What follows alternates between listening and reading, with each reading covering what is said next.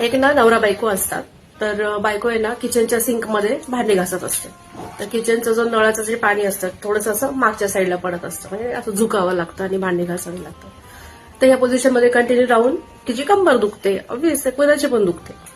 मग तिच्या नवऱ्याला म्हणते की अहो ह्या पाण्याचं काहीतरी नळाचं करायला पाहिजे, मला असा त्रास होतो. मग नवरा म्हणतो हा ठीक आहे तुला त्रास होतो, ते काहीतरी ते इन्स्ट्रुमेंट आणून यांनी पाणी पुढे येईल किंवा प्लंबरला बोलून करून घे काहीतरी.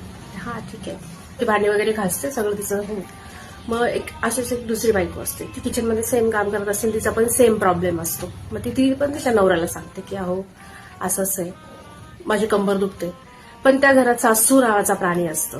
मग जसंही ते कानावर पडलं त्या प्राण्याच्या तिचे बोल, मग नवरा बोलायच्या आधी ही बोलते आजी कची दुखते कंबर, आजी कची दुखते कंबर, आम्ही एवढी कामं केली आमची कधी नाही दुखली कंबर, तुमचीच कशी दुखते, अशी कशी दुखते.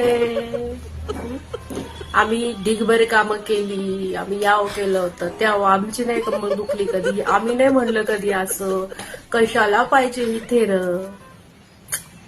अगं तिची कंबर दुखते ना, ती सांगते ना, ती काम नाही करणार असं बोलते का? ती बोलते की मला असं करताना त्रास होतो, तर होऊ दे ना, तिला करू दे, तिच्या नवऱ्याशी बोलते, तिला बोलू दे. तू कशाला मध्ये पडते? तुला निमंत्रण दिलंय का कोणी की ये आमच्यात बोल?